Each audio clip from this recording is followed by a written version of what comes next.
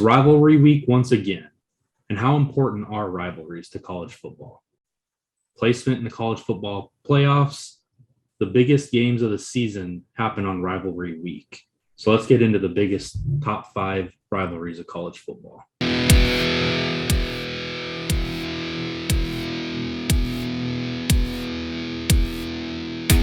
All right, Clint, how you doing tonight, man? Doing well, my brother. How's it going, man? It's going pretty good. I think we got a good topic for the night. This is a big one. Rivalry week is Oh, huge. best week of the college football season. It's sad and disappointing that they no longer really call it rivalry week because a lot of teams Right? don't play their rivalries this week, but it's still the best part of the season, and it's so important. Right. I mean, you got some big games that went on. Alabama Auburn. That's a crazy one. Three Um, overtimes, man. Three yeah, overtimes. And right, I thought Auburn was going to pull the upset, and they gave it up right. in the end. And it's a crazy week. I mean, you got Michigan, Ohio State. You got some big names that play this week, and the placement of these teams. I mean, these are high ranked teams that their season is on the line in 1 week. Everything that happened before this doesn't matter in this moment because now it's all about one game. Well, and what makes it even better yet is it's the 1 week out of the season where even when you're having a bad season, you could throw the upset and knock a team off like Auburn almost Right. did to Alabama. Auburn's done the past to Alabama.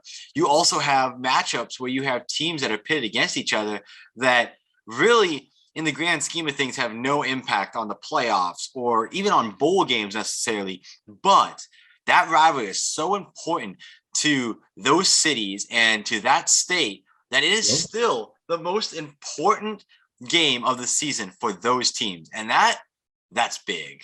Oh yeah. I mean, especially like you said with the state rivalries. I mean, every state it seems like has an in-state rivalry. I mean, even going to lower classes, Montana State, Absolutely. NDSU, UND.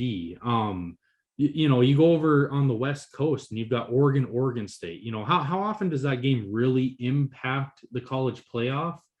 Probably not that often, but in Oregon, that's a huge game. That's a huge week. It brings everyone in, everyone's interested, everyone wants to see who's going to win that game.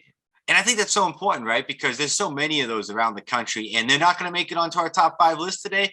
But just to mention a couple more of those state rivalries too, is you have like the Tennessee versus Vanderbilt, Yep. huge game every single season. Oklahoma versus Oklahoma State, Yeah. huge game that is a huge in-state rivalry. That's probably going to end now that Oklahoma is leaving the SEC, moving over to the SEC. But it's such a big rivalry, and you could say this for every single state. And I think we're going to get into some more that are probably going to be in our honorable mentions list later on tonight of teams that didn't quite make the top 5. But there is a lot of big state rivalries. But another one that's interesting is there's been a lot of realignment in the NCAA over the last couple of years, and with this realignment has offered up some new opportunities. Good example that I know me and you've talked about before is Texas A&M and LSU. Yeah. Although that one might lose some of its allure now that Texas is coming over the SEC, but when they weren't, A&M didn't have a rivalry inside of Texas. But the I-10 matchup, which is just a couple hours away, is LSU from Texas A&M, and that became a rivalry for both schools, for two schools that didn't have any rivalries standing at that time. And these we can go across the board with a bunch of other ones too on this topic. Oh yeah. Another one that's always sparked my interest, not that it's a huge game, but it is a big game in that region, is Minnesota and Wisconsin. Absolutely. Wisconsin seems to always have a pretty decent college football program, and in recent years, Minnesota's been pretty good too. And I believe that one's the Paul Bunyan game. It is. It is. Well, Yeah. and another one that's going to be now potentially in the Big Ten is Cincinnati is now going to be Yep. moving over to the Big Ten this coming season, which is going to allow them the opportunity to be an in-state rival to Ohio State. Now, is it going to be as big as Ohio State with their Michigan counterparts? Probably not. But Probably not. is it good? Could it potentially be a good in-state rivalry, especially if Cincinnati keeps on playing at the level they're playing the last couple of Right. years? Absolutely. Right. And Ohio State has never had an in-state rival. Yep. They've always had the Michigan or the Penn State game, or but they've never had that in-state rivalry that draws fans in from that region. And I think that's going to be a huge one. I really hope that one ends up being a huge game every year, because I think Cincinnati's a great team. I think they've got a great program, and they're finally going to get a chance to prove it in a Power Five conference. So, yeah, it's going to be interesting. But with that said, man, why don't we jump into this Power Five? We were super excited about putting this video together because we spent hours talking about how which matchups are the best, which rivalries deserve to be in the top five. A little bit of contention a couple times, but we did come to a consensus between the two of us on what our top five biggest rivalries in college football history are. Yeah, this was a hard list to put together. I mean, starting at five, something that a lot of newer fans might not even think of, but one of the oldest rivalries in history of college football, one of the original games, I mean, the game of college football, Harvard versus Yale. Absolutely. Harvard versus Yale has been one of the biggest rivalries since football began. I mean, Harvard and Yale, yeah, they're not relevant schools really right now in college football, but that game still every year, that whole week leading up to that game is a huge, huge week for both schools, for both cities. I mean, Harvard and Yale, they're Ivy League schools. They don't really play, they're not a Power Five conference. They're not playing to get into a college playoff, but that is the original rivalry of college football. And it is. And I think all you need to say to know like how historic of a rivalry this is one, this rivalry is known simply as the game. Exactly. That's pretty big. And on top of that, like this is how far back this rivalry goes. It goes back to 1875 in the first game. And you know what the final score of that game was? 4-0. Yep. Have you ever heard of a football game ending at 4-0? I mean, I know it's possible, but I've never heard of a 4-0 game other than this one. Like that just doesn't happen. No, that sounds like a baseball game or a hockey game. Like that's not a football score. What is that? That's crazy. Absolutely crazy. And I mean, it's been a close matchup too. I mean, I think throughout the history of the rivalry, like the matchup is like 68-61 with 8 ties in favor of Yale right now, which is a very close matchup. Yeah. I mean, you think about that. That's 129, 137 matchups. Yep. And to have only a 7-game spread, man, that's crazy. That's very even. Obviously, these teams have always been very comparable all throughout since 1875. They've been very comparable teams, and it shows in the record. Yale owns the series right now, but Harvard did win the most recent game. Yep, they did. And one thing to note about all these rivalries is that I feel like in the history books, a lot of these rivalries are going to be said that they didn't happen. They had a break year in 2020 due to the COVID pandemic. However, I think in reality that should not even be counted. It's been going on for this like 100 and almost 150 years. We're 4 years away from the 150th anniversary of this matchup. That is absolutely crazy. Now, obviously, they haven't played every single year since then. They only have 135 matchups, and it's not going to quite get to 150. There's a couple of years, I think, during the war time frame that they did not get to play back in early World War I and World War II era. Right. But for the most part, every year, these two teams play one of the longest standing rivalries, one of the most played rivalries in the history of football, and it's amazing. So what a great way to start. Number 5, Harvard and Yale. And that brings us up to one of my personal favorites. And this is because I'm also a fan of one of the teams. But number 4 on the list is going to be Georgia versus the mighty, the strong, the Gators of Florida. The Florida Gators, the Georgia Bulldogs. It is a epic clash of titans every time they play each other. Not always is both of them top 10 teams, but almost every single year, one of them is a top 10 team when they play each other. And one of them usually has a chance at either a national championship or a bowl game going into the matchup. And this game very often was a deciding factor, at least in the last 20 years, on which one of them is going to be making that. Yeah, and again, another one that's pretty close in the record. I believe Georgia owns it, but Yep. it's 54, 44, and 2. It's a pretty close one. And the record is kind of a swayed because I don't think they were actually considered rivals for many of their early years. And they became more rivals as time went along down the road.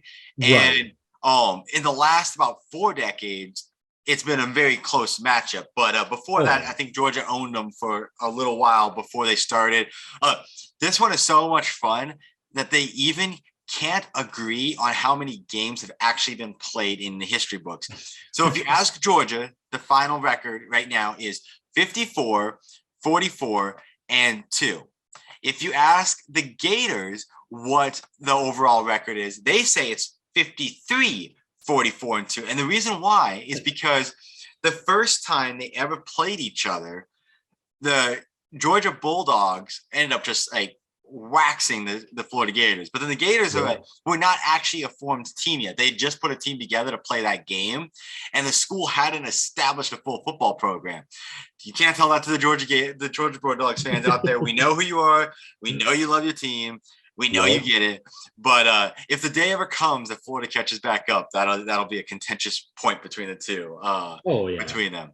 But I think even more interesting about those two teams playing each other is probably the fact that probably in like the late 2000s era, the 2007, 2008, there was 3 years in a row where they played each other with a championship match on the line. Florida won it twice, and Stafford led the Georgia Bulldogs. And this is Matthew Stafford, now in the NFL, Los Angeles Rams quarterback, led them to knocking off Tim Tebow and keeping them out of the 2007 title game. Just for the next year, Tebow to come back and be like, to hell with all y'all. Let's dominate and go win ourselves another title. It's been so great. And this one's crazy. This one is definitely a conference rivalry as well. The SEC, being a little more towards the recent history of it, this game has had so much impact on national championships. It's crazy how, like you said, 2007, 2008, 2002, Florida came in and just crushed Georgia's championship dreams. So much impact on who was going to be the top team that year in college football. And it all came down to one game on rivalry week, Georgia, Florida. Well, and that's what makes rivalry so much fun. We're going to hear this again in a couple other ones going up the board, I think. But the fun thing is how a team in some of these situations, like the 2002 Florida beating Georgia or the 2012 Georgia knocking out Florida, they didn't have it. The winning team didn't even have a chance of making any big run that year. They might have been a top 25, but they were at the bottom of the top 25, if anything, team. They were likely a double-digit dog in the game, and they come out and they break hearts. And that's not the only team that does it. This happens all the time in rivalry week where one team breaks the heart of another one, which why don't you tell us number 3, which is going to be a great example of exactly that this year. Yes, absolutely. Number 3, Michigan Wolverines, Ohio State Buckeyes. This has been a huge game for forever. I mean, it feels like forever. This game is crazy. 1897 is the first matchup in this series. And again, just like Florida, Georgia, every year it seems like one of these teams is on the brink of playing for a national championship, and someone comes in and crushes someone's heart. And it's crazy. I mean, like you said, even the team that isn't any chance of winning a national championship, and then they come into this game, they upset the other team.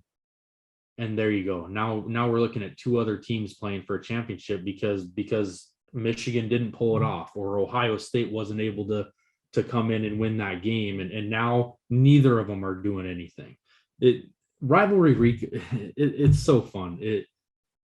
The impact of these games is just crazy. It is, and this one has been an interesting one too, because in reality, if you think about it, it is such a historic rivalry.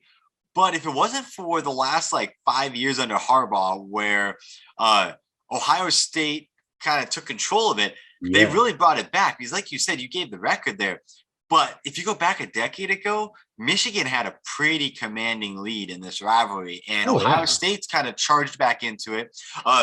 This year, though, man, that was one of the fun. I watched that game from beginning to end, and it was one of the funnest games of the season to watch. It was a barn burner feeling, even though in reality, Michigan had it under control pretty much most of the game. Right. But you never stopped holding your breath because you thought Ohio State might come back into it. But man, they're just too good. You can never count Ohio State out. I mean, just a year ago, they were playing to go to a national championship. And it's crazy. I mean, like we said, Michigan holds this series 58-51-6. But it's it's hard to look at that record and tell what it's been in the past history, because this year was Harbaugh's first win against Ohio State. It's crazy. Ohio State has dominated them since Harbaugh got there. And like you said, that kind of gave them that chance to catch up on that record, because this series was kind of owned by Michigan for a long time. And Ohio State has always been one of those teams that's just kind of on the brink. And then Michigan comes in and upsets them again. Or maybe it's not an upset. Maybe they just win the game and they were favored to, but it crushes their chances of going anywhere now. And the past couple of years, it's been Ohio State. Yep.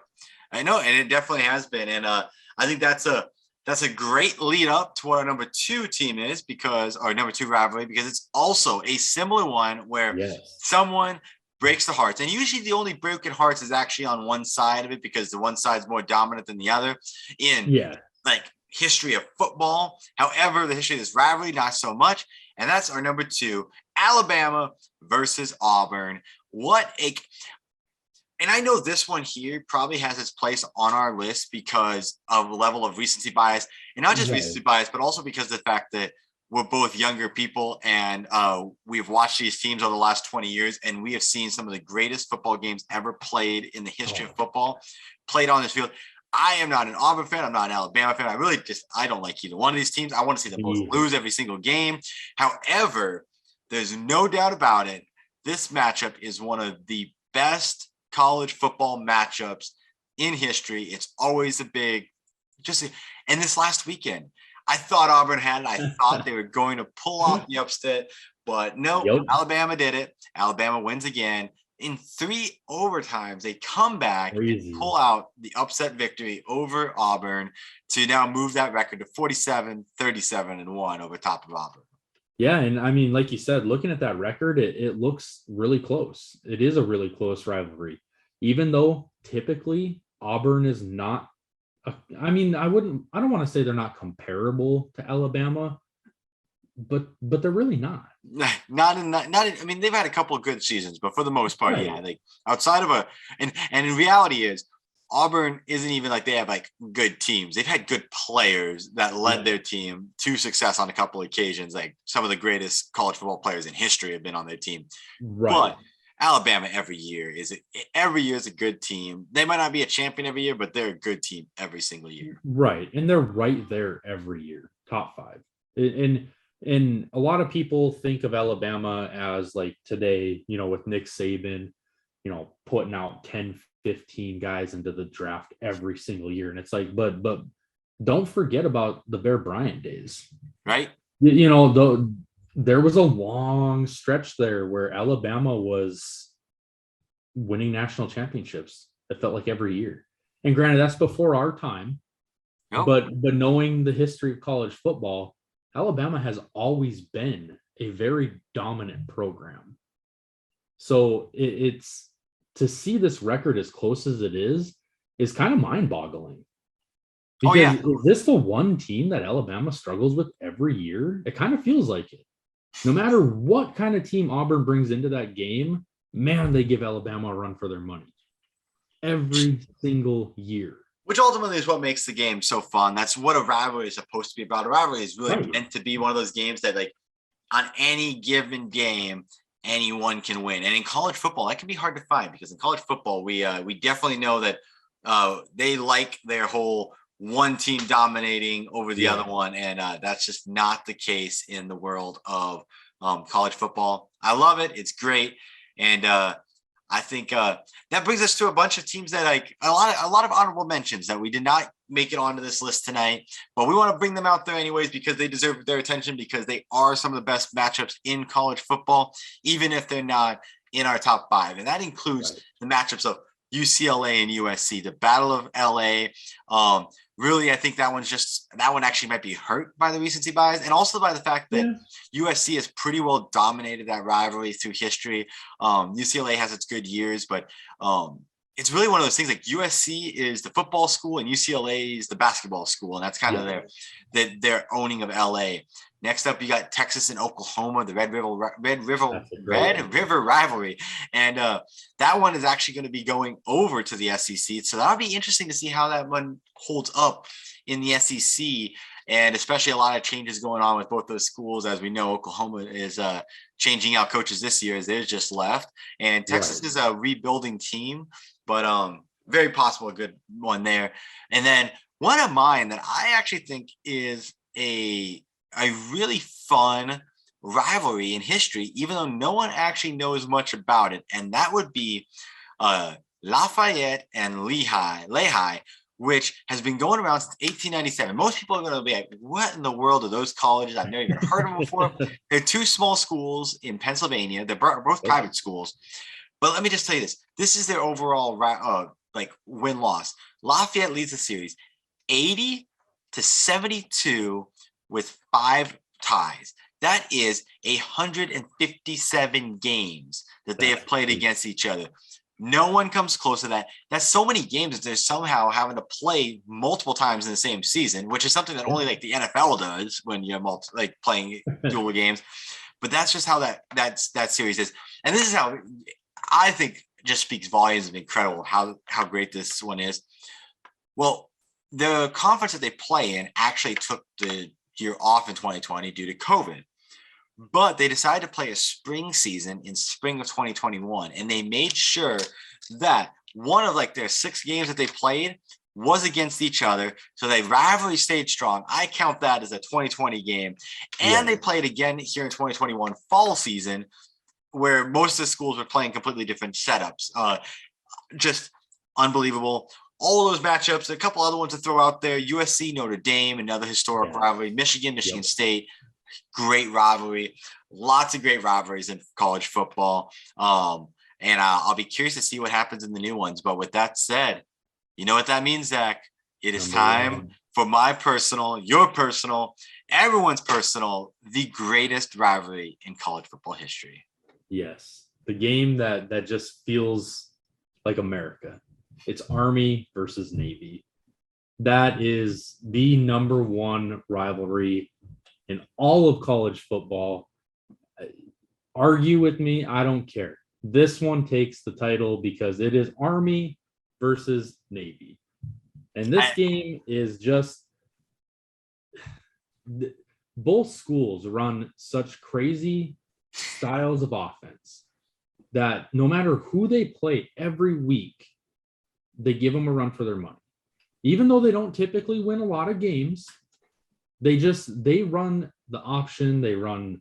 It's such an awesome game to see because Army versus Navy, it's like a brotherhood after the game. It's a brotherhood before the game, and then they go on the field and they play against each other. They beat each other up, and then they lock arms at the end, and everyone's happy. It's not like the other rivalries where you see one team going home disappointed and one team's getting their heart broken. These two teams, they leave that game feeling just as good before as they do after, and it's awesome to see. Army Navy is crazy. I did grow up a Navy brat, and growing up in the Navy household, I still to this day, even though not a sailor myself, I root for the Navy because it's the Navy.